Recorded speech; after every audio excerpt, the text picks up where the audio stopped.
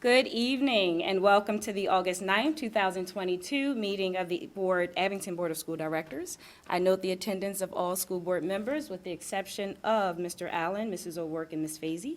Please rise for the, who are excused, by the way. Please rise for the Pledge of Allegiance. I pledge allegiance to the flag of the United States of America and to the republic for which it stands, one nation, under God, indivisible, with liberty and justice for all.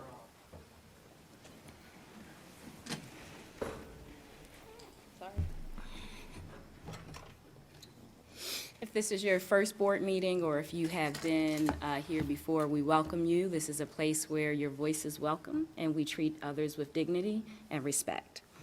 The Abington Board of School Directors has convened this evening's meeting with an administration building, and the public is welcome.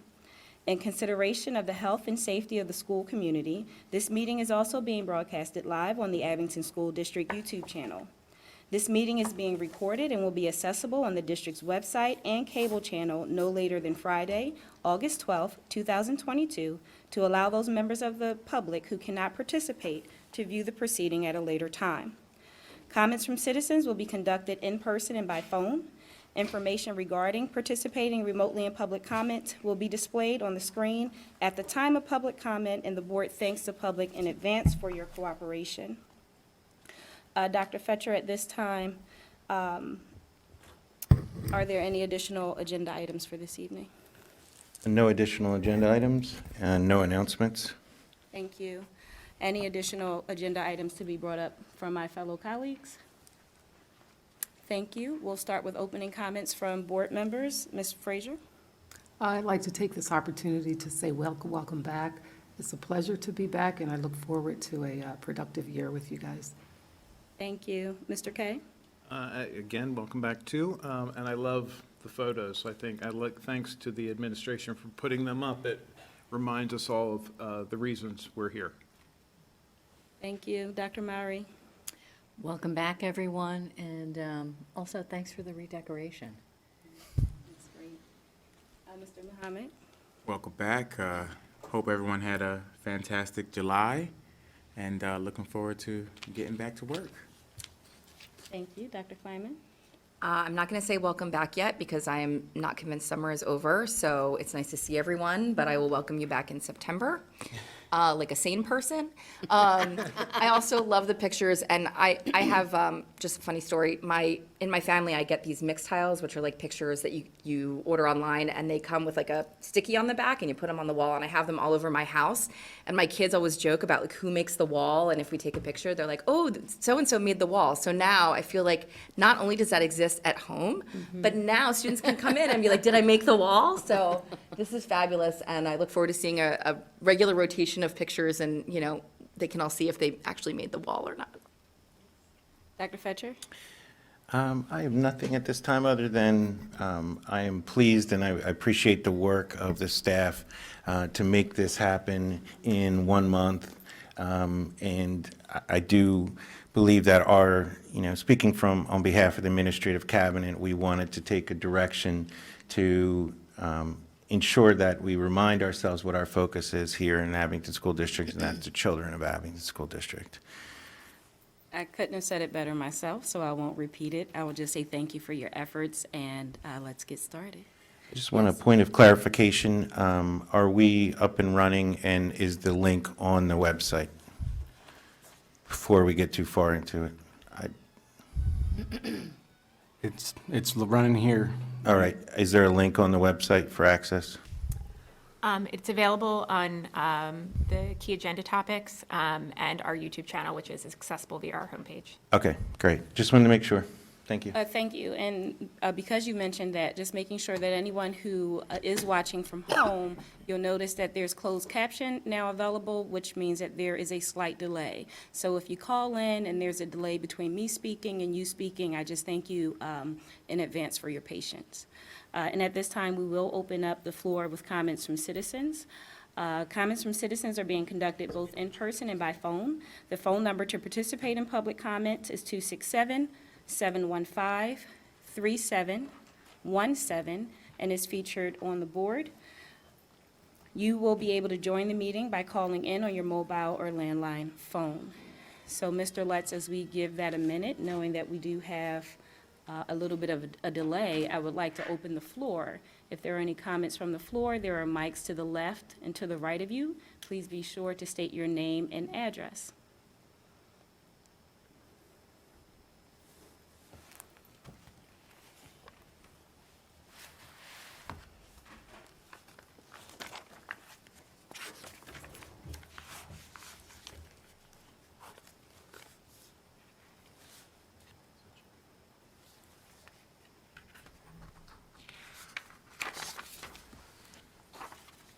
Good evening, ladies and gentlemen. Joe Rooney, welcome back from summer. I'm sorry three folks weren't able to make it, but thank you all for being here, and I hope you had a great summer. I have several things. I'll wait for the second one for the shorter one, but I just wanted to clean up a couple of items. At the last meeting, we were talking about whether it was going to be live streamed, so thank you for keeping that up, because it does let more people both see it live and also have an opportunity to comment. That being said, also, it's really incumbent, and I would request that you all, if you get emails from people, to respond to them. At least something as basic as acknowledging that you received it, because that would, at least it lets them know that their email's gone through. So I know I've had problems with that, and I know I've heard other people talking about it also, so we're starting a new year. And then two things. One, at our last meeting in June, we voted to raise our taxes, and one of the directors didn't come to the meeting. That's a really important thing where I think people ought to see how their directors vote. And with the opportunity to be online, to either call in or be on your computer, it's really important. So I would encourage you all to come to every meeting, especially if you're going to vote to raise our taxes. The last one I found really curious was there was a June 13th meeting, and between the previous meeting and the June 13th meeting, there was Memorial Day, there was D-Day, it was Flag Day, was the 14th, and there was Father's Day. And at the end of the meeting, there wasn't one mention of any of those at all. But three directors made sure that they welcomed, or they wished the community a happy Pride Month. And I just thought, I couldn't think of anything that more shows the disconnect between the normal people and obviously the politically partisan issues that you all bring up. So I just wanted to bring that up, that there's a lot of things going on, like Christmas, Easter, Flag Day, Memorial Day, which actually reach out to an awful lot of people. So welcome back. It's great to see you, and I look forward to the year. Thank you for your voice. There is room for other voices. There are mics to the left and to the right of you. Please be sure to state your name and address if you would like to make a public comment. Mr. Lutz, can you confirm, we do have one caller on the line. We can go to our line. Yes, there is one. Our next citizen for public comment is phone number ending in 0757. Please state your full name and address. Hi, it's Becky Watchis, and I live on Woodland Road. Thank you. We can hear you. Okay, I just wanted to call in and just thank you for keeping the live stream going. It really does give me an opportunity to be able to be a part of the board meetings and hear what's going on. So I just wanted to call in and just say thank you for taking that into consideration, and also for adding the closed captioning that really does help people who might have some disabilities as well. So that was it. I just wanted to say thank you. Thank you for your voice. Mr. Lutz, can you confirm that there are no additional callers on the line? That is correct. Thank you. Is there anyone else who would like to make a comment from the floor? Seeing that there are none, we're going to move forward with agenda item number 4. Mr. Kay, can you please read the recommendation to approve the June meeting minutes? Yes, it is the recommended action that the Board of School Directors approves the minutes of the board meeting on June 14th, 2022, and the board meeting on June 28th, 2022. Second. We have a second. Dr. Fetcher, anything you would like to add to that? No, you have received the minutes for June 14th and June 28th. Thank you. This is a voice vote. All in favor, please say aye. Aye. Any opposed? Ayes have it, and so ordered. Mr. Kay, can you please read the recommendation for approval of the personnel addendum? It is the recommended action that the Board of School Directors approves the changes in personnel as reflected in Personnel Addendum Number 5.1. Second. We have a second. Dr. Fetcher. Thank you, Mr. Brown. Tonight, the personnel addendum begins with item number 1 and the appointment of 9 professional employees for the 2022-2023 school year. Item number 2 is the change of assignment for 3 professional employees. Under item number 3 is the change of status for 11 professional employees. Mr. Daniel Oldham, most recently principal of Overlook Elementary School, is recommended to the opening position at McKinley Elementary School. Mr. Oldham is here tonight, if you want to just give a wave, okay. Ms. Karima Boyd, most recently elementary curriculum specialist at Overlook Elementary School, is recommended to become the school's principal. I'm going to ask Ms. Boyd to please stand. Ms. Boyd has more than 2 decades of teaching experience in Abington Elementary Schools and was nominated by a former student as one of the Philadelphia Phillies All-Star Teachers for 2021. She has a bachelor's degree in elementary education from Howard University, a master's degree in education from Gratz College, and a Pennsylvania principal certification that she earned at Delaware Valley University. Thank you, Ms. Boyd.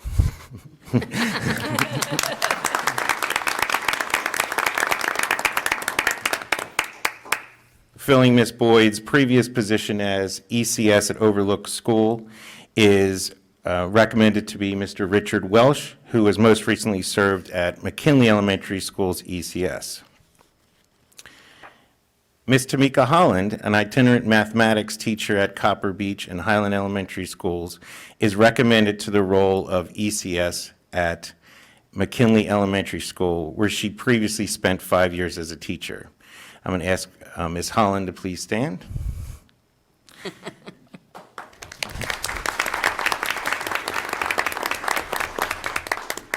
Ms. Holland is a graduate of Arcadia University, where she earned her bachelor's degree in early childhood and elementary education before pursuing her master's degree in educational leadership at the university, as well as her principal certification.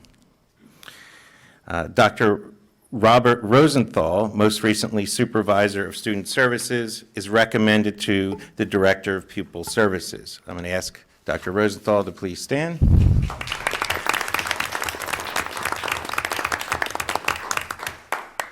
Dr. Rosenthal earned his bachelor's degree in psychology from the University of Rochester, his master's degree in educational psychology, and Doctor of Philosophy in educational psychology from the University of Wisconsin.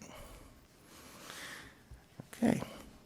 Also under item number 3 is the change of status of Mr. Matthew Harris to Dr. Matthew Harris. And we would congratulate our Supervisor of Fine Arts on this accomplishment.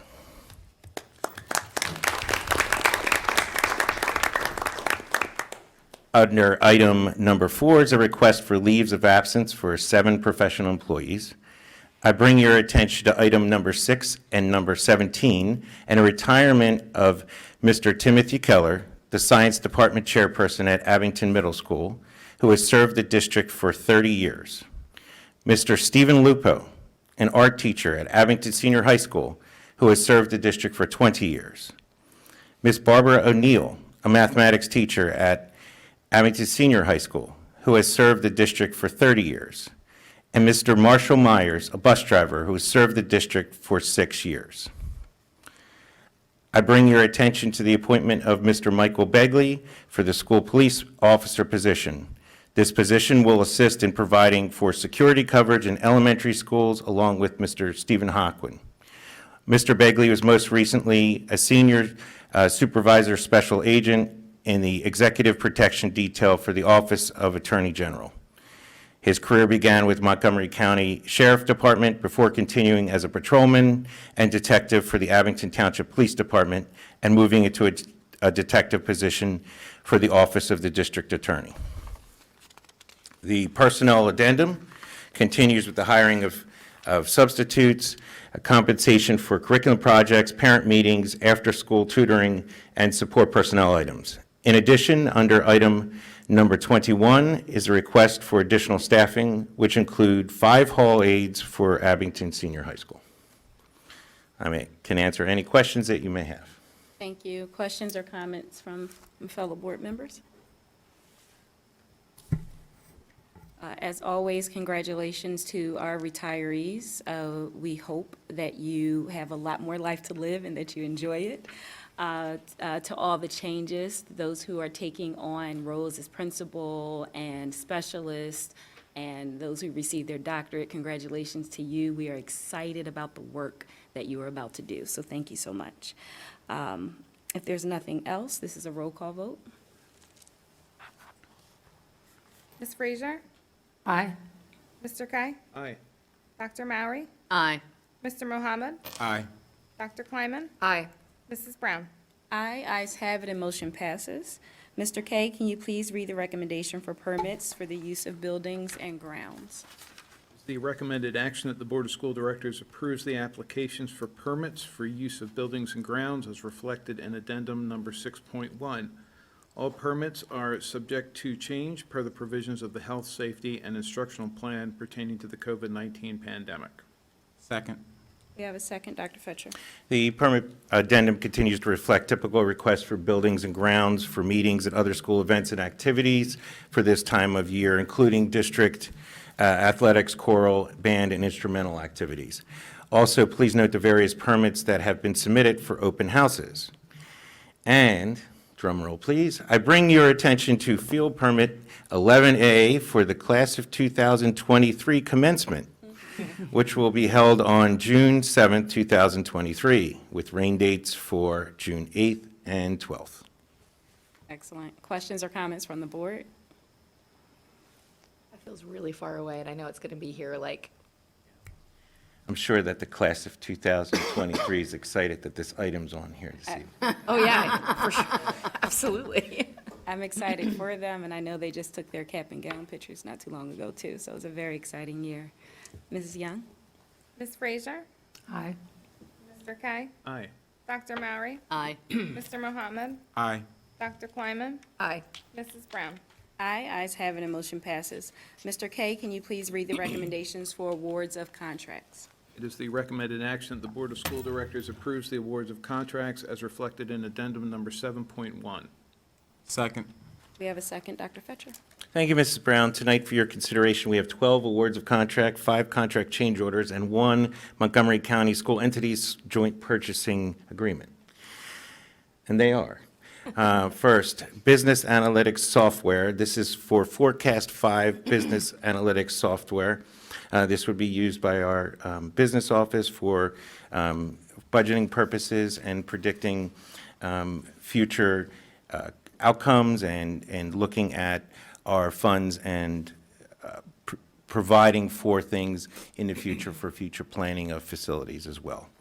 Emergency communication POTS, plain old telephone service, telephone lines, facility management software, interactive flat panel monitor installation for the Abington Senior High School, a replacement tire changing machine, water reel, and art supplies, general supplies, instructional supplies, music supplies, physical education supplies, and science supplies. The Montgomery County School Entities Joint Purchasing Award is for unleaded gasoline and diesel fuel for the 2022-2023 year. And we have 1 change order is for lockers at Abington Senior High School, 4 contract change orders related to additions and renovations project at Abington Senior High School include general construction work, fire suppression construction work, HVAC construction work, and asbestos abatement construction work. I'm going to ask Mr. Berge to go into more details on those items.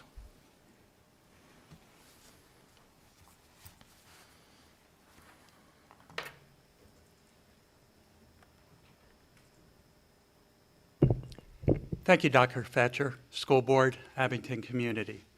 Prior to going into details on the change orders, I want to give you a quick, brief overview of where we stand with the high school. It's crunch time. It is really crunch time. The pool tile is in at this point.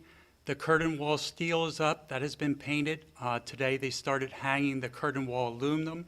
By Friday, they plan to start putting in the glass, with that being in within a day or two.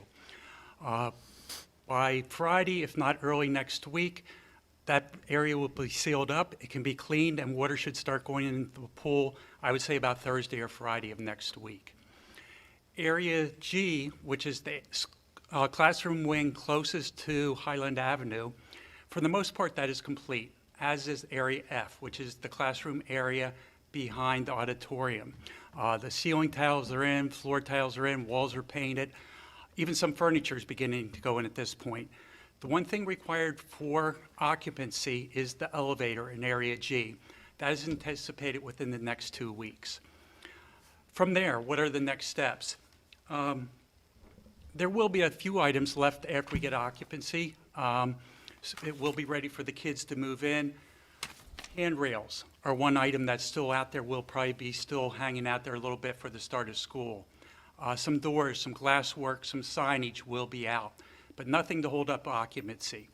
So where do we go? What's the next step? I would say that'll take maybe 3 months to complete all that the building from the surface looks 100% complete. From there, we will have to work out some of the kinks. You buy something new, there are gremlins. There will be gremlins in this building.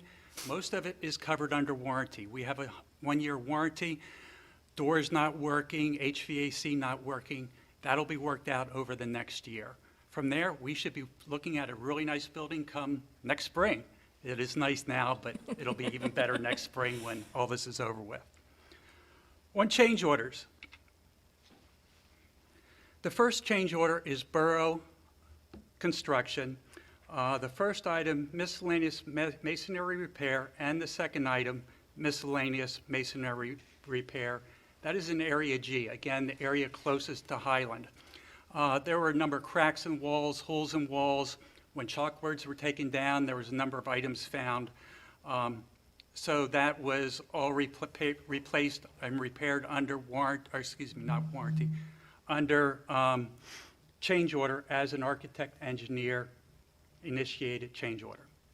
In addition, the stair tower, much the same as we had throughout the floors, that we found that same situation under the floor that wasn't anticipated. That was lifted up and patched. That change order is $528. In addition, the 3 stairwells, same as the prior change order, it was hidden condition under the floor tile. When the floor tile was pulled up, that was found. The total change order for borough construction is $35,412.32. Next change order, fire suppression, which is Reynolds. They have a single change order in the amount of $3,345. When we were working on the auditorium, we had to have sprinklers in part of the area, athletic area, while other parts of the area were under construction. Because of that, we had to cap off some of the sprinkler systems. That wasn't included in the contract. This covers the cost to cap things off, test, make sure everything was functional, so we could occupy parts of the building. This actually took place nearly, I would say, over a year ago. Next change order is for the HVAC contractor. This was a situation where the architect designed all the work to be done. The contractor did it as designed. When the inspector came in, the inspector found some concerns that could be potential safety concerns. The boilers, the gas is leaving the boiler. There was potential it could come back into the boilers with condensation. There was also possibility some of the gases could get out into other areas beyond the boiler, and the inspector required that to be changed. The cost for that for MICO is $15,648.57. This one is a credit change order. As a refresher, credit change orders are money coming back to the district. This money never left the district. We committed per contract it was going to leave the district, but because the money was not used, it comes back to the district. In this case, Newber was the asbestos contractor. They had allowances. What allowances are, they have the basic contract for the work. If they find something, it falls under allowances. Newber had a number of change orders unrelated to the allowances. That was due to general construction and not asbestos. So that was handled separately. As part of this contract, they've removed less than was anticipated to the tune of $87,968.05. So that money is being brought back to the district and their contract is being closed out. The last change order is Kurtz Brothers. Kurtz Brothers was the company brought in for the lockers. They did the locker installation in many of the corridors as well as the locker rooms. As part of this, when we were working with this, we found that Borough Construction did not have the benches in the locker rooms. When we began looking for benches, we ran into a lot of lead time issues with various companies. Kurtz Brothers was able to find benches. They found benches at a cost of $14,157, and they will be ready for the start of school.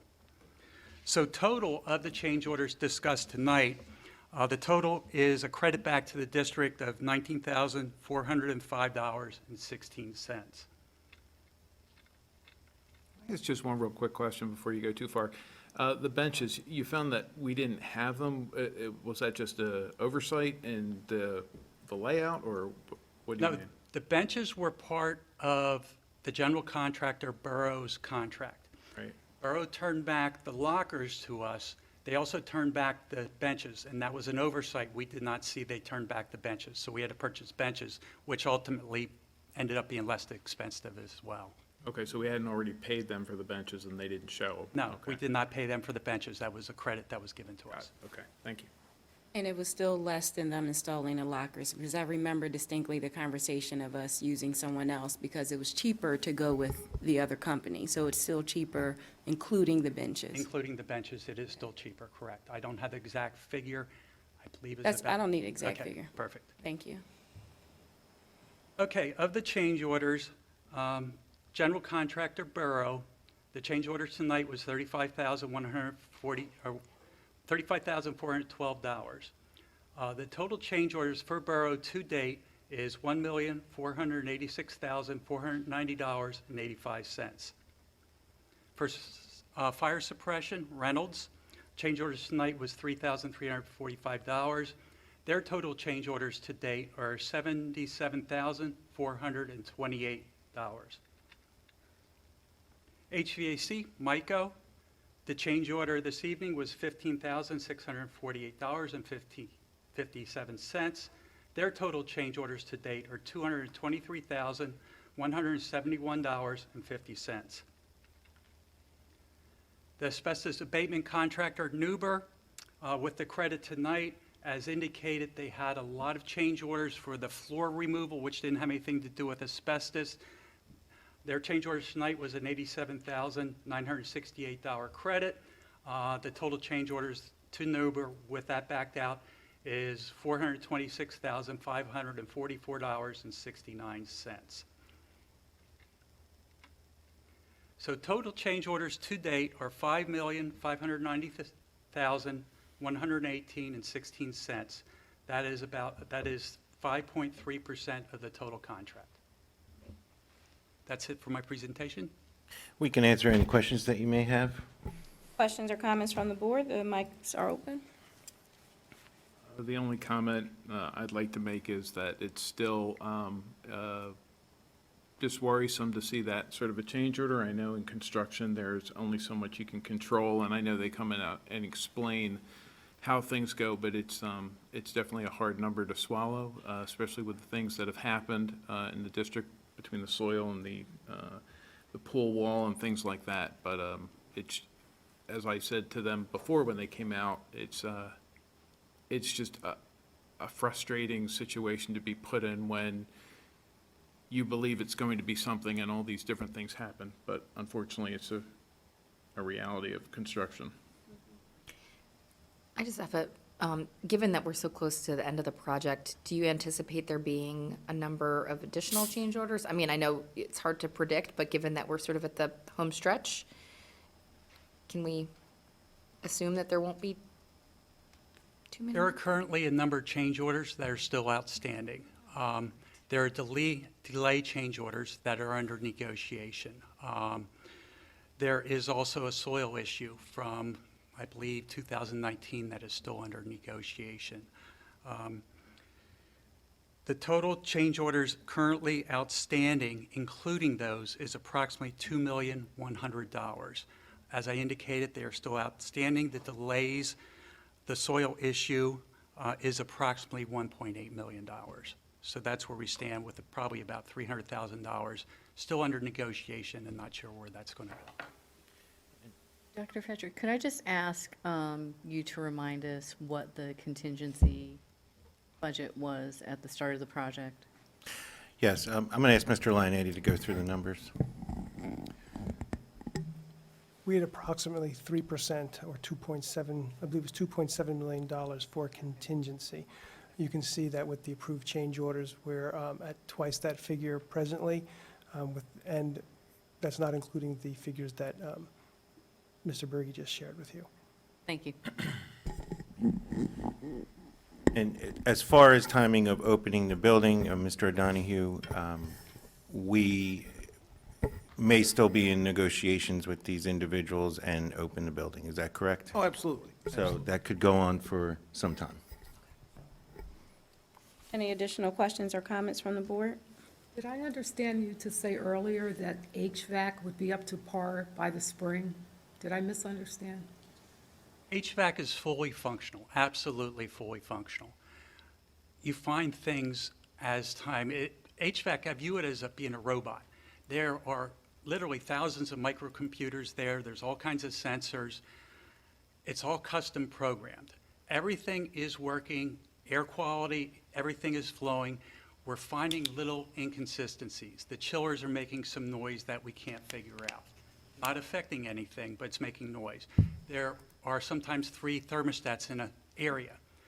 One heater's on that side, cooling is on this side. It's costing us a lot of money. It's not solving anything. We have to start narrowing in on those things and correcting those things. I've done multiple projects in the past. We've run into that all the time.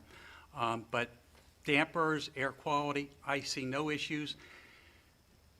Between heating and cooling systems, or heating season and cooling season, we'll find little things. We found a number of things in Area C and other areas last spring.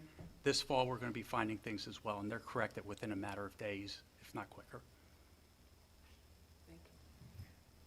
Any additional questions or comments from the board? I agree that it is frustrating, but when I look at what the change orders are for example, $15,000 for safety, these big change order items aren't because we want something shiny and pretty. It's so that our children are safe and they are worth it. So as frustrating as it is, we want you guys to keep going, keep negotiating, and we thank you for the detailed report. Mrs. Young, this is a roll call vote. Ms. Frazier? Aye. Mr. Kai? Aye. Dr. Mowry? Aye. Mr. Mohammed? Aye. Dr. Kleiman? Aye. Mrs. Brown? Aye, ayes have it, and motion passes. Mr. Kay, can you please read the recommendation for district-wide assessments?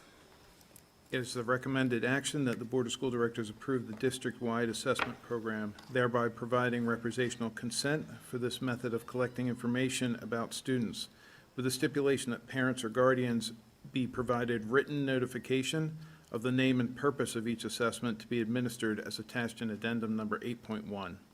Second. We have a second, Dr. Fetcher. Thank you, Ms. Brown. State Board of Education regulations prohibit compilation of information regarding students without prior informed consent of the parents and guardians. Information generated by standardized assessment falls within this regulation. Abington has an extensive assessment program, therefore it is requested that the Board of School Directors provide representational consent to administer the assessments reflective in the attached addendum. Parents and guardians will be advised in advance that such assessments are to be administered throughout the school year and to which grade levels, as well as the purpose. Thank you. Questions or comments from the board? Mrs. Young, this is a roll call vote. Ms. Frazier? Aye. Mr. K? Aye. Dr. Mowry? Aye. Mr. Muhammad? Aye. Dr. Kleiman? Aye. Mrs. Brown? Aye, ayes have it, and motion passes. Mr. Kay, can you please read the recommendations for revised board policies that are subject to one reading in agenda items 9.1 through 9.12? It is the recommended action that the Board of School Directors approves in one reading revisions to the board policies as reflected in addenda numbers 1.1 through 9.12. Second. Dr. Fetcher? Thank you, Mrs. Brown. Annually, a review of district policies and superintendent's administrative procedures occurs under the direction of the assistant superintendent and in conjunction with feedback from the solicitor's office.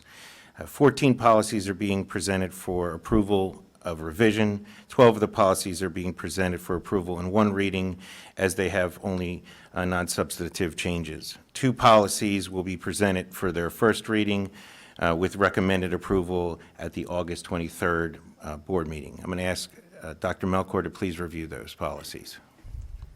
Thank you, Dr. Fetcher. The 12 policies that will be reviewed first are the policies that have non-substantive changes. What these changes are things such as adjustment to language for better readability or better clarity of the policy. If there is a title change for an individual who is referenced within a policy, or in some cases even just formatting corrections. So the first policy, non-public services complaint resolution procedures. The recommended change to this policy, which you can see on the screen, is to provide clarity with regard to the district's involvement in Title III in working directly with non-public schools as opposed to the service provided by Montgomery County Intermediate Unit with respect to Titles I, II, and IV. Second policy with regard to Title I parent, guardian, and family engagement. As part of the process of reviewing policies for recommended revisions, we also take a look at SAPs, Superintendent's Administrative Procedures. In the case of this policy, the corresponding SAP had a recommended title change, so you see that highlighted on the screen.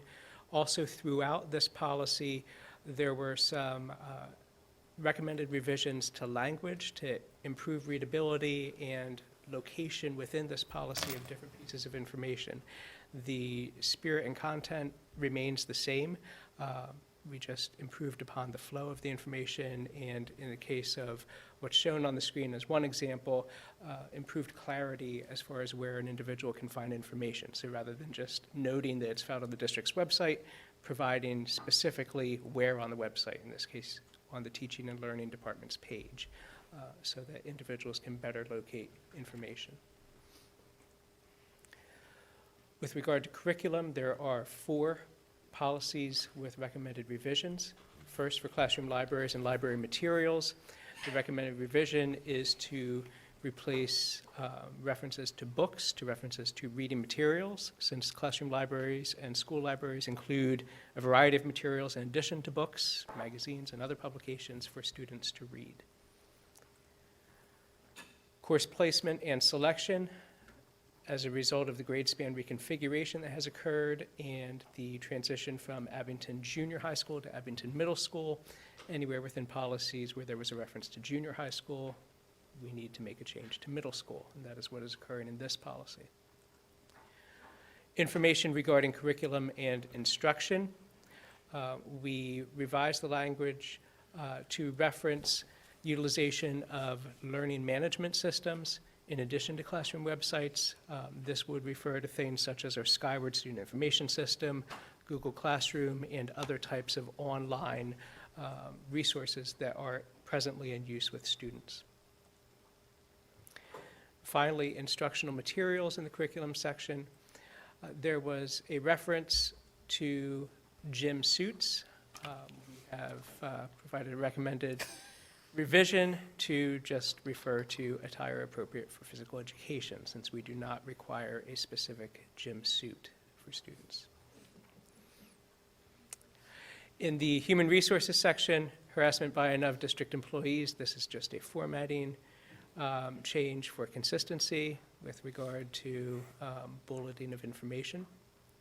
Inclement weather procedures, we have revised and updated the corresponding SAPs. Those SAPs regard attendance procedures for district personnel, from what a paraprofessional is to do on an inclement weather day, to a school administrator, to a teacher. So we are recommending a change in the title of this board policy and just adjustment in language as well to specifically reference the fact that this deals with attendance procedures for late arrival, early dismissal, as well as school closure. Vacation for central staff professional employees. This recommended change is to add language for procedures that are currently in place. There are cases of offers of employment where individuals may be offered employment that includes recognition of some vacation days as part of their initial employment to the district, rather than waiting until the conclusion of the school year to receive those vacation days. This is a practice that is currently in place, so we are just codifying that within this policy. Finally, in the student section, student accident insurance. Again, you see a need to shift from junior high school to middle school. Those are the only changes in that policy. Student athletic programs, recommendation to, rather than state male and female, just state all students have equal participation. And finally, tobacco use and possession. Within the SAP, we reference specific products. The types of products that students sometimes find themselves in possession and use of are constantly changing. Rather than keep updating the policy every time there is a new device that becomes accessible, we are recommending to strike out that specific language and place it within the SAP instead. So those are the non-substantive changes to 12 policies, and those are all recommended for approval in one reading this evening. Thank you. Questions or comments from the board? I would just like to say that I appreciate that, one, we look over our board policies on a regular basis, and two, that things continue to change. Societal norms change, technology changes, and we will continue to change too, to be as inclusive as possible. So that is one of the things that I really do love about our district. Mrs. Young, this is a roll call vote. Ms. Frazier? Aye. Mr. Kai? Aye. Dr. Mowry? Aye. Mr. Mohammed? Aye. Dr. Kleiman? Aye. Mrs. Brown? Aye. Ayes have it and motion passes. Mr. Kay, can you please read as we move on to agenda item number 11? 10, pardon me. Agenda item number 10. Mr. Kay, can you please read the recommendations for the revised board policies that are subject to the first reading in agenda items 10.1 and 10.2? The recommended action that the Board of School Directors approves the first reading of the revised board policies as reflected in addendum number 10.1 and 10.2. Second. Thank you. Dr. Fetcher? Thank you, Mr. Brown. I'm going to ask Dr. Melchor to review those policies. There are two policies presented for first reading. These are policies with more substantive changes, meaning that each of these policies has a recommended revision that adjusts procedures that are delineated within the policy. The first policy is your policy regarding procedures for board meetings. The recommended revision to this policy regards the first period of comments from citizens. And the recommended revision is to maintain the 40-minute time limit for that item, but to make the first comment period a comment period specifically for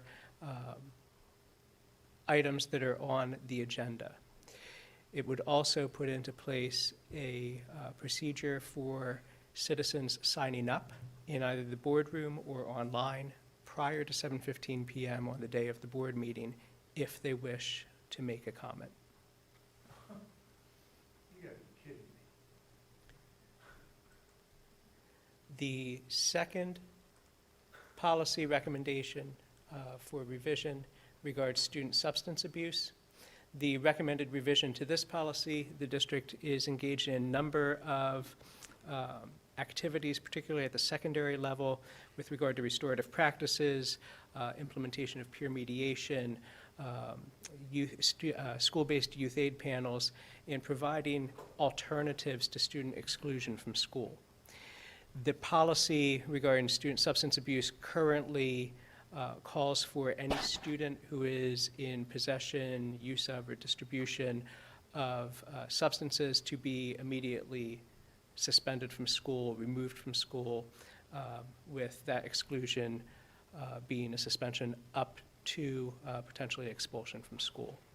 We want to have the flexibility through the corresponding SAPs for student offenses and discipline procedures to be able to use alternative disciplinary measures other than simply student exclusion from school. So that may be, involvement of a student and family in a substance abuse program using some of our community sponsors, community partners. It might be restorative practices. It might be implementing other procedures within the school that would allow the student to remain engaged in school, in instruction, rather than receive an exclusion from school. Those are the two policy recommended this evening for revision as a first read. And on August 23rd, both of these policies would be before you for a second reading and formal approval. So I just want to make a point of clarification. As far as the board meeting procedures are concerned, what Dr. Melchor was referring to was the first section of public comment from citizens, that section would be on agenda topics, and that would be the section that would be, individuals would sign up for that section. There will still be a second public comment, and there will not be a sign up for that, and it can be on any matters relating to school affairs. Thank you. Questions or comments from the board? I had a question. I was just thinking, what is the thought process behind that first part of having people sign up before the meeting at 7:15? Can we talk about like where that comes from? What's the reasoning behind it? I can give two reasons. One, the public comment comes before the vote, so that allows us to hear concerns about any policy that is about to be passed. Two, it gives our administration, providing that if they sign up in advance, time to look to see what the topics are so that they are prepared to respond.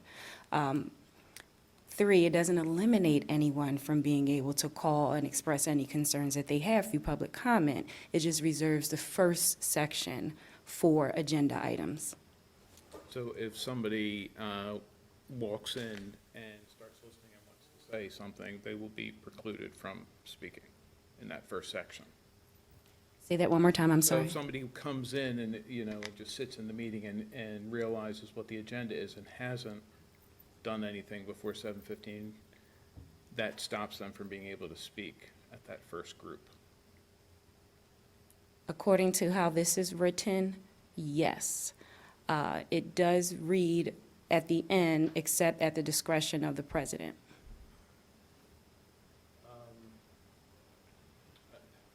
I'm not really comfortable with this, I'll be honest. I understand the preparation. I'm not really comfortable with the 7:15 time. I feel like people should be able to come in, and if they hear things and they need to ask questions, I feel like they should be able to ask questions. I just don't find that that's appropriate for, to engage people to come in to. put these restrictions on them. I just feel like people are not going to necessarily realize all this, and it does limit the amount of people, or however you want to put it, who can comment on something before we vote on it. I feel like that section should be more open than anything. Thank you. Questions or comments from my fellow board members? I think signing up is pretty standard for many school boards. I'm wondering, Mr. K, would you feel more comfortable with if people could sign up, so they would have an opportunity to sign up to the point of public comment. Thank you, thank you. Do you know what I mean? So if somebody did come in, let's say in the beginning, and saw what was happening and then decided that they wanted to say something, if they signed up before public comment began about whatever topic is on the agenda that they want to address, would that make you more comfortable, or I mean, it would definitely make me more comfortable. Most comfortable would be no restrictions at all, to be honest with you. But I mean, if that was an option, I would definitely consider it, but I just feel like they should have the right. I know if I came in and realized what was on the agenda and maybe hadn't had the chance during the day, got in here a little bit late and wanted to make a comment, I think I would be very uncomfortable. The agenda and related items are sent out the week prior, shared with the public the week prior. And Monday. The night before, my apologies. And I'm sorry, sir. That is not what we do here. And I think one of the motives behind this move is to specifically reserve time for agenda items instead of time being used on unrelated items. And instead of hearing about agenda items, we start to hear about people's miscellaneous concerns that matter, obviously, and we can hear those after that first reading, that first public comment.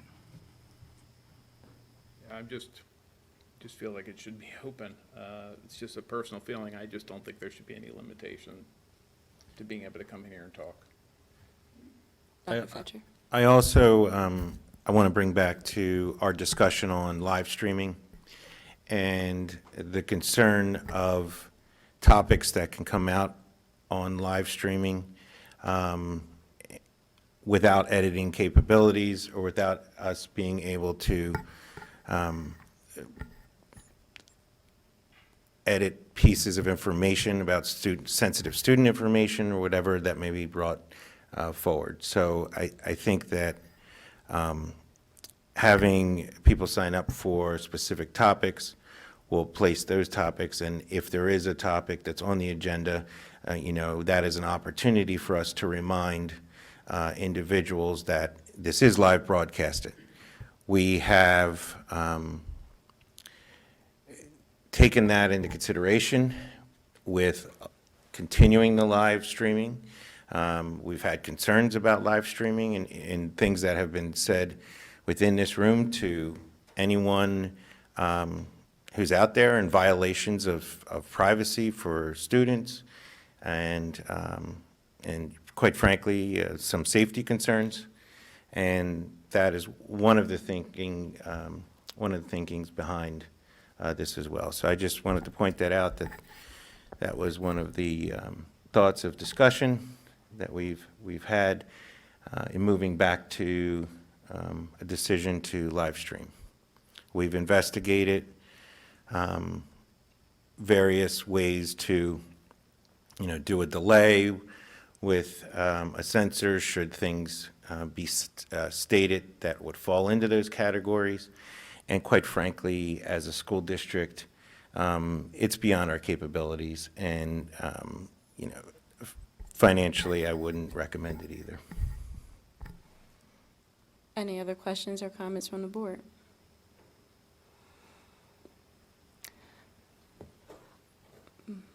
I would share that putting up roadblocks is problematic.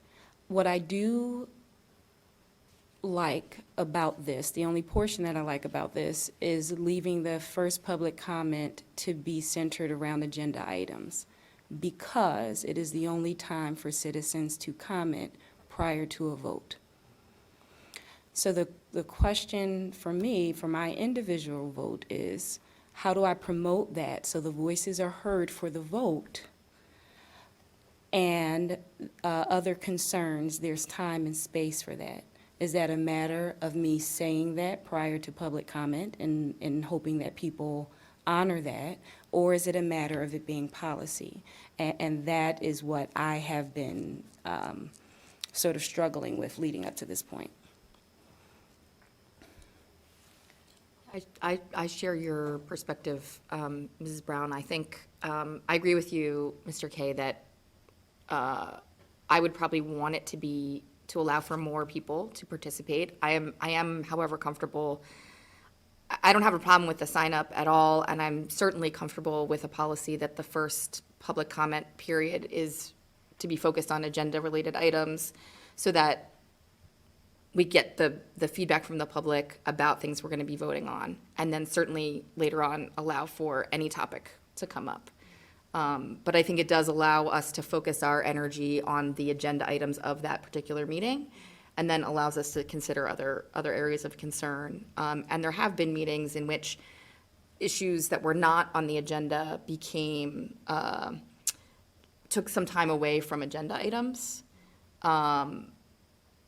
So I would be personally comfortable with keeping it to agenda items in the first block.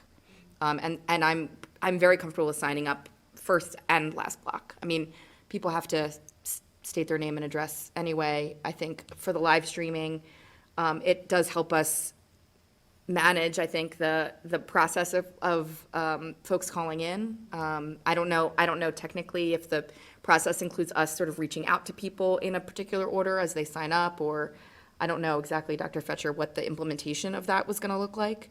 But I do think that it allows for that as well, for some order and for, folks to sign up in advance and then can receive a call from us to participate. I like to say that I also agree. I think that the structure will prevent deviation from the agenda. Any other questions or comments from the board, or does anyone need clarity about what we're voting for?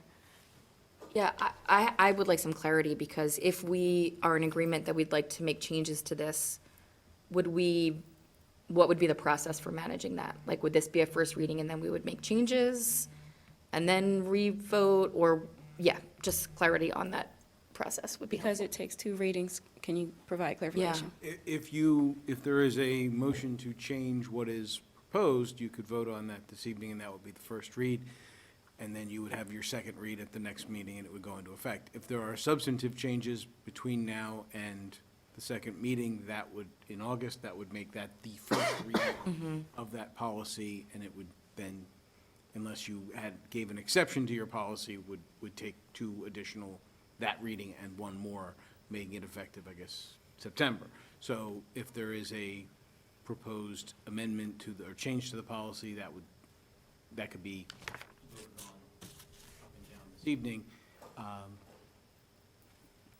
or that can wait until the next meeting. I have a question, logistically, Dr. Fetcher. How feasible is it to keep the signups open until right before the start of public comments? I think it can be managed.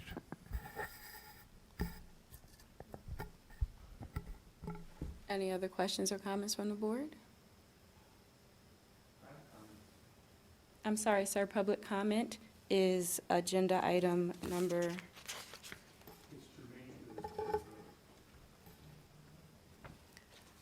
The opportunity for public comment occurred previously in the meeting. and there's another one towards the Another end. comment period at the end, both of which will be prior to the effective implementation of whatever policy the board adopts. Yes, and I will just remind the public that this is a first reading, okay? I would like to make a motion to amend the policy that must sign up, instead of or online prior to 7:15, prior to public comment, the public comment period. Second. Clarification, prior to Yes. the start of public comment, is that? I'm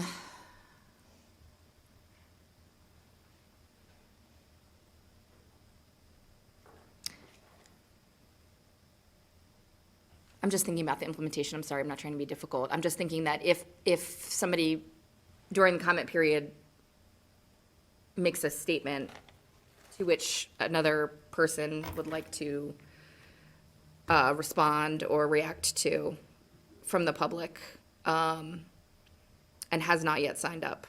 I'm just trying to make sure that we're No. actually saying what we're I, gonna. I know, I guess what I'm saying is I don't know, I'm thinking about it. Are you debating between start of public comment and end of public comment? I think so, yeah. Or not a time frame, just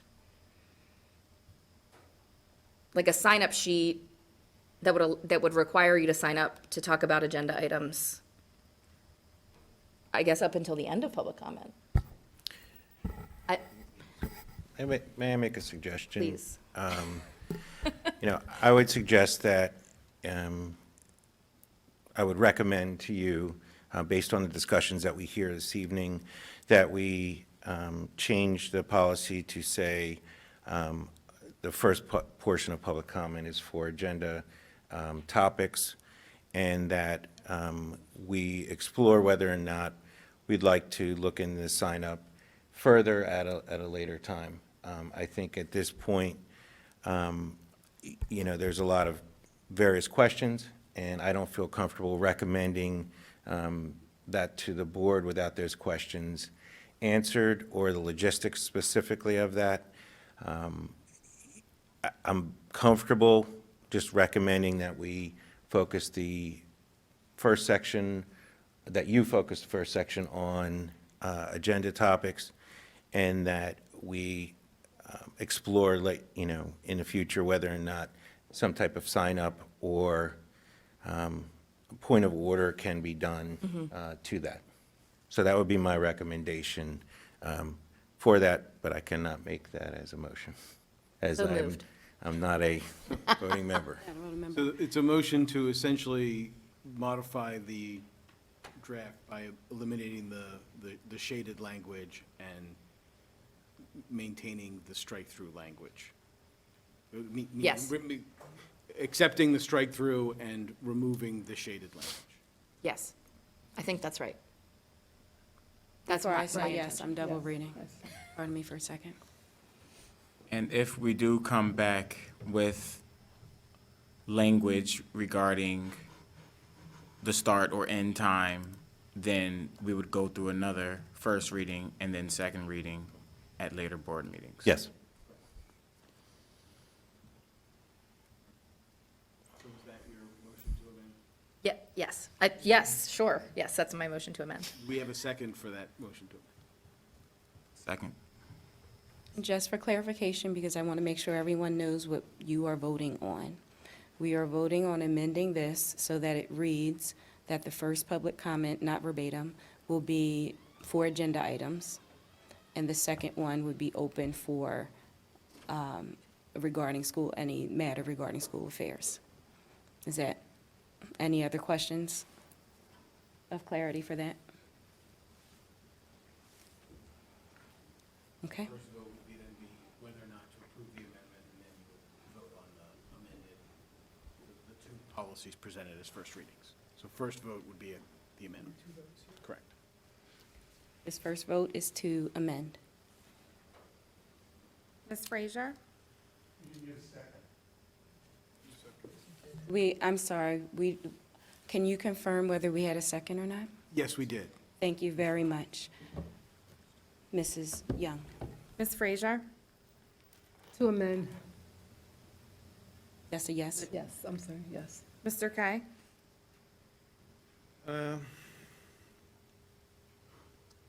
I like the way we're going, but I would like it to remain the way it was, so I'm going to go with no.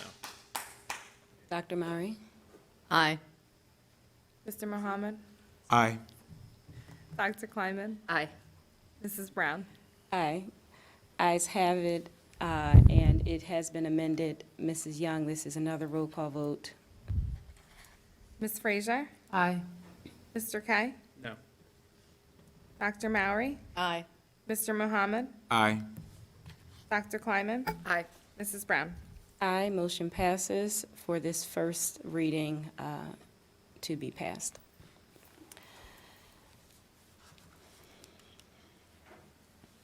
Mr. Kay, can you please read the recommendation for approval of the YMCA pool lease? Is the recommended action that the Board of School Directors authorize the administration to execute a 2-year lease agreement with the Abington YMCA at $18,231 for the 2022-2023 school year, and an annual fee of $18,231 plus the 2023-2024 Act 1 index increase for the 2023-2024 school year.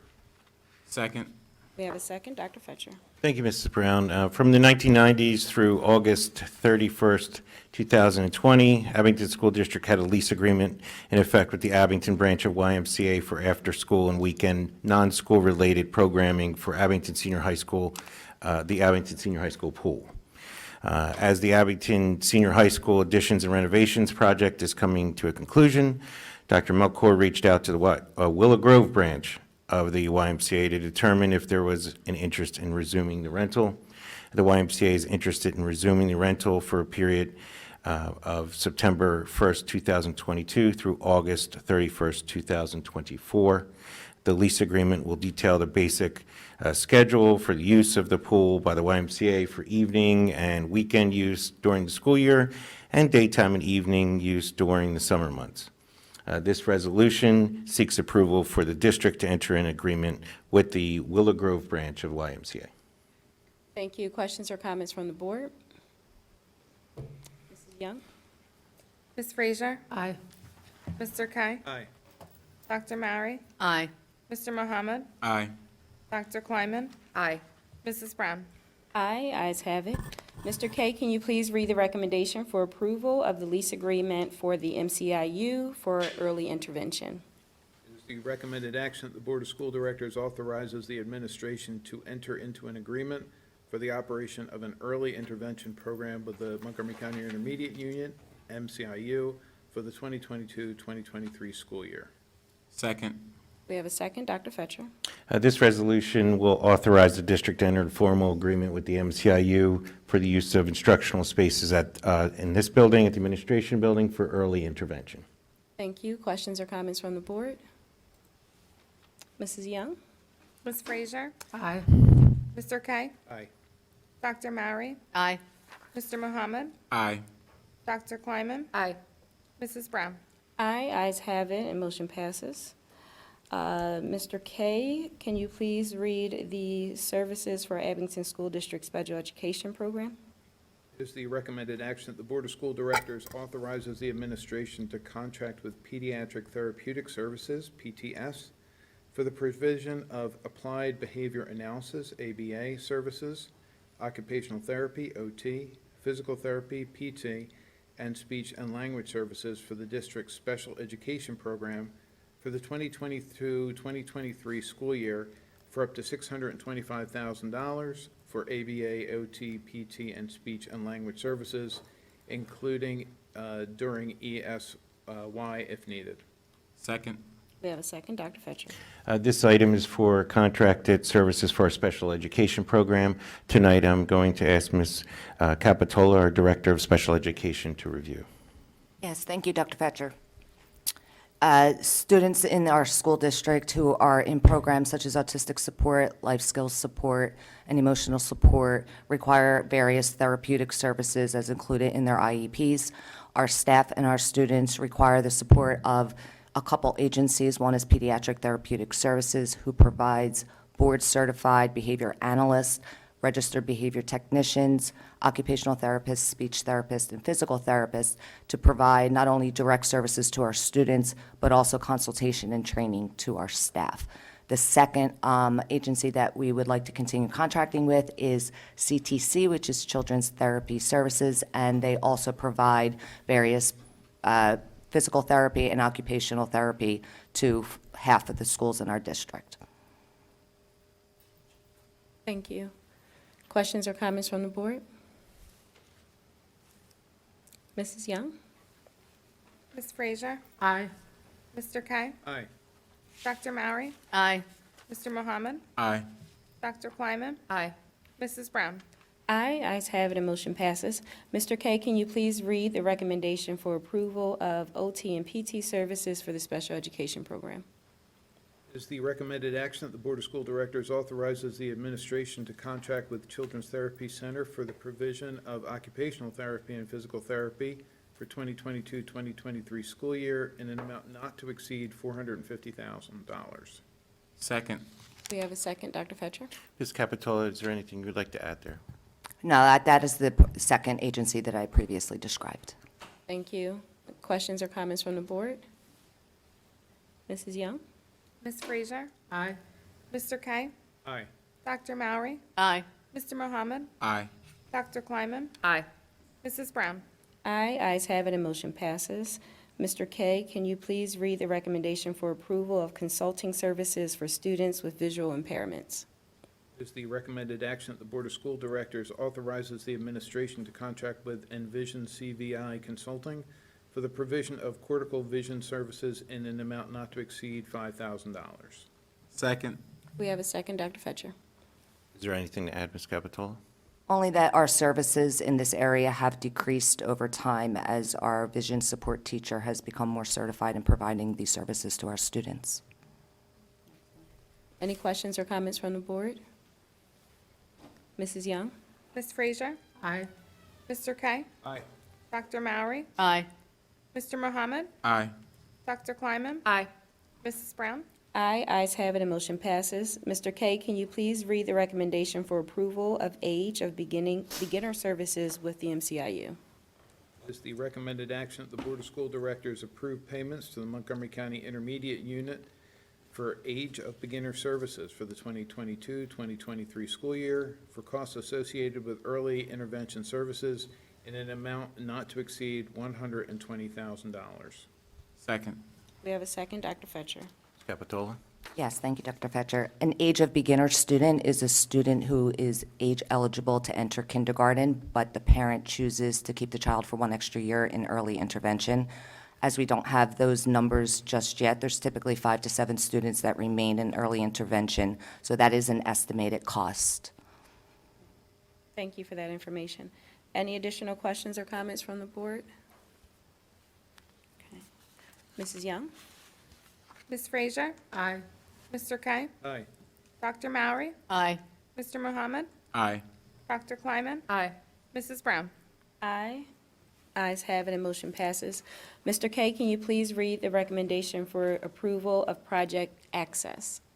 Is the recommended action that the Board of School Directors authorize the administration to enter into an agreement with the Public Consulting Group, PCG, and Civic Solution Group, SSG, for the processing of school-based access program claims for reimbursement in the amounts of 42 cents per claim for direct services and 21 cents per claim for transportation services that are provided to eligible students who participate in the district's special education program for the period of July 1st, 2022 through June 30th, 2023.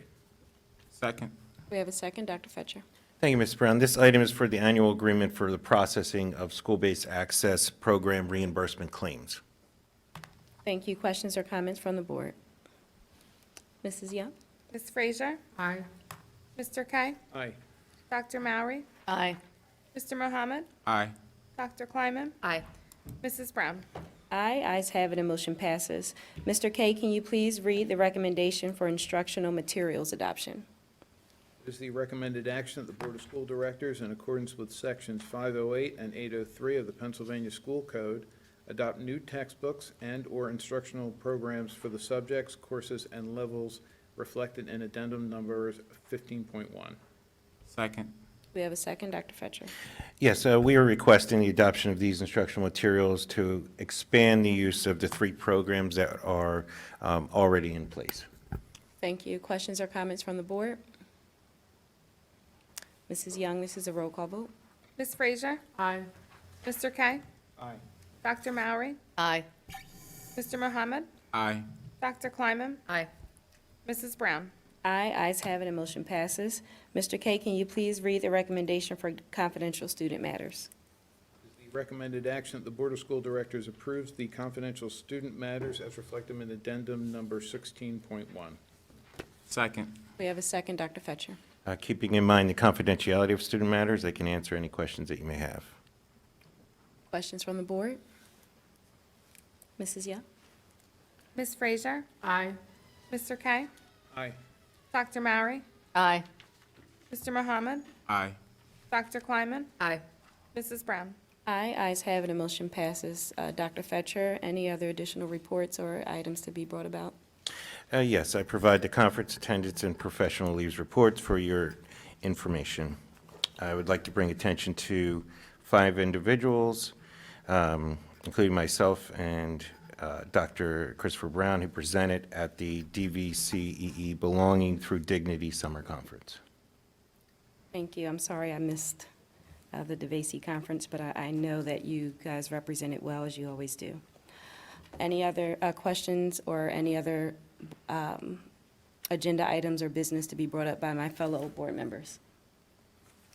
Okay. At this time, we will move forward with agenda item number 19, which is comments from citizens. Comments from citizens are being conducted both in person and by phone. The phone number is 267-715-3717 and is being presented on the board at this time. You will be able to join the meeting by calling in on your mobile or landline phone. And again, there may be a 1-minute delay. So I'm going to open up the floor first. Please be sure to state your name and address prior to making your comment.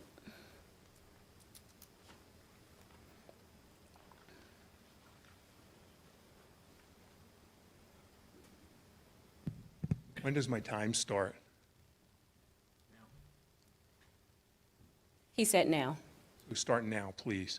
Joe Rooney, you have 21 agenda items on the issue right now. We already have a comment section, comment policy that works.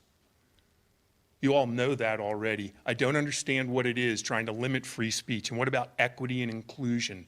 People who just are taking time to figure it out. This is a violation. I don't get it. We have a $180 million business. We have a limited opportunity for citizens to actually talk to their elected representatives. School district doesn't answer my questions. The school president doesn't answer my questions. And it's with many other people also when I send an email in. So you have 3 minutes to talk. There's a beginning section right now where everybody can talk about agenda items if they want. You have long meetings when that softball coach was fired. There might have been 25 people came in here to voice their support for that softball coach. It wasn't on the agenda that time. But they all came in here to talk. What, you're going to make them wait through the entire meeting in order to voice their support for this wonderful coach? There's a meeting when they defame the police, okay? It's not on an agenda item. People have to wait for an entire meeting in order to get in and talk to you people.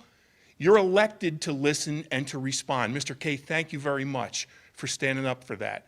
What happens works. Look at this meeting right now. 1, 2, 3 school directors, they're not even here.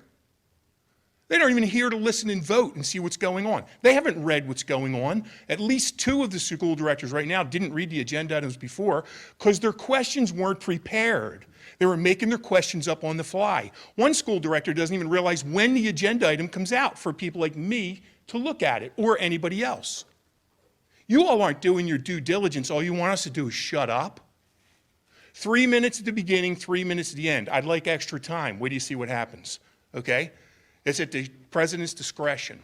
This is our opportunity to direct questions to our elected officials on a lot of important things for moms and for parents. Moms with kids may be watching or listening right now on their computer. They have to wait for the entire meeting to say something that's important for them. That's selfish of you all. If you don't want to do the job, resign. There are other people who do. Obviously, only 2 people sitting at that podium right now even knew this was going on. The rest of you are surprised by this. Leave it the way it is, please. I have other things I wanted to talk about, like item 8. Is that an opt-in or an opt-out? There's 21 agenda items. If people want to ask questions, you have 3 minutes. So maybe you could answer that, but there isn't even enough time to address it. Okay? I have 6 questions that I submitted to the school district on April 21st. I've been gaffed off since then. I've had direct communications with the with the superintendent and with other senior officials about this. I said, maybe we'll answer and maybe we won't. I got nothing. The entire summer's gone by. I've let it wait to see what happens. What happens? All you're doing is cutting out the time. There's nobody left here to make comment, maybe I one or two wanna people. Thank you for your voice. If you are listening, and they're you trying to have reduce your been opportunity to heard. address the school district. Thank you for your voice. What about You my extra have been time? heard. I asked for extra time. Your time, extra time is not granted, but your voice has been heard. So Thank the- you so very the- much. So the president, as Sir, far as I could tell, has sir, never granted extra time sir, to anybody. So what are sir. the rules for at the discretion of the president, we get extra Sir, time? you have They have to asked be your written down. question. I have answered your question. Please have a seat. Thank you. Mr. Lutz, we have callers on the line. Our next citizen for public comment is phone number ending in 0757. I have answered Please the state your question. full name and address. Hi, it's Becky Watkins, Rose. Thank you, we can hear you. I just wanted to say good luck to Mr. Oldham. McKinley is very lucky to have you. And Mrs. Boyd, I'm really excited for the school year. You've brought so much to Overlook already, so I'm thrilled you'll be staying with us. Mr. Welsh, welcome to Overlook. I look forward to meeting you. And then for the board, I just ask that you please allow sign-ups at least to the end of public comment, because sometimes people state things in these meetings, or sometimes you guys even give information that I was not aware of. And I just, it'd be great to have the opportunity to be able to say it if I learned something during the call. So if you could just allow for public comments to at least be signed up at the end. I understand wanting sign-ups in order and everything like that. So that was it. Thank you so much for your time. Thank you for your voice. Mr. Lutz?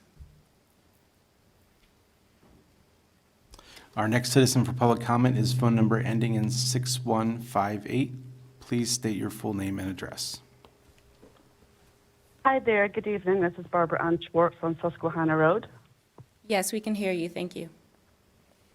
Hi, I would just like to also say that I don't agree with the sign-up sheet for the public comments.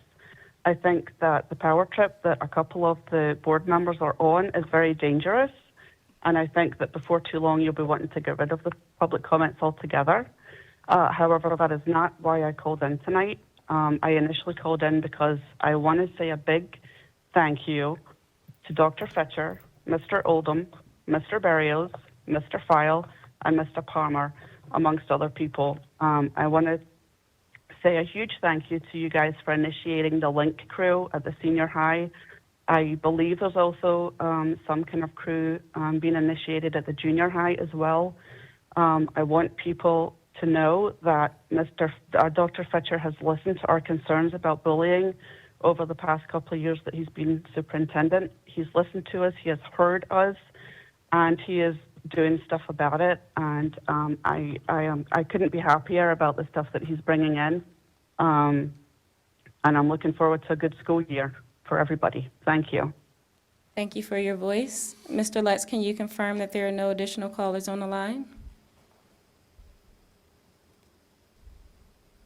That is correct. Thank you. Are there any additional people within the room who would like to make a comment from the floor? Dr. Fetcher? Any response to this public comment session? No, I would just, one thing I would say is when there's a correspondence to the district, we do respond to all individuals who have written to us and provide information that we can at the time. Thank you. Closing comments from my fellow school board members. Ms. Frazier?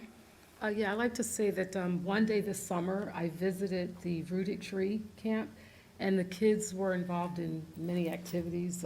They were preparing for one play in particular, The Little Mermaid, which I did go to see, and it was phenomenal.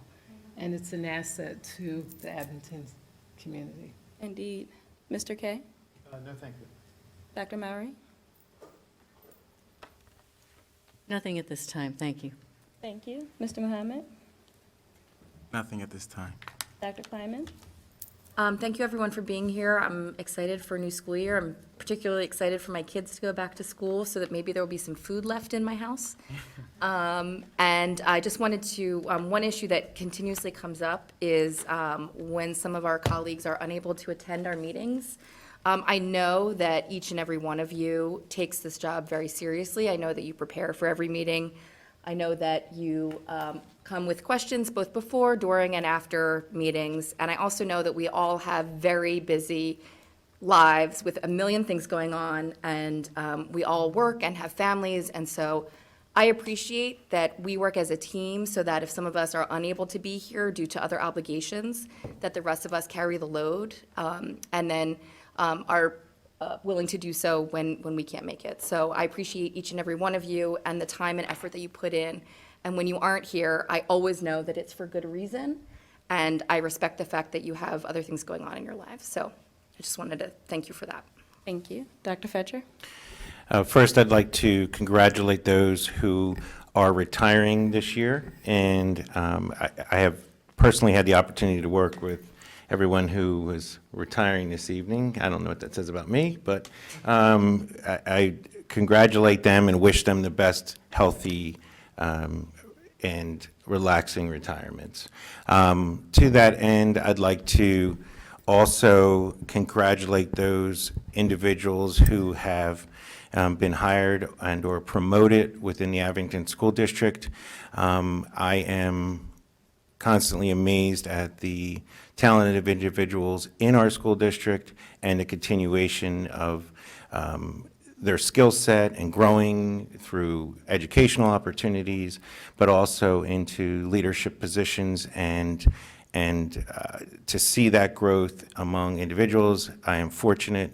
I'm also fortunate to have an excellent team of individuals leading our buildings and our solid teachers who make sure that on a daily basis our students are learning and prepared to learn. So I couldn't be more happy to be able to make the recommendations tonight for the personnel. So thank you. Excellent. In addition to that, just a quick shout out to the custodial staff who work really, really hard to make sure the rooms and the buildings are ready to receive our students. So shout out to you for all the work that you do. Parents, teachers, staff, we have a little less than a month yet left, so enjoy it, and it's a pleasure to serve. Thank you. This meeting is adjourned.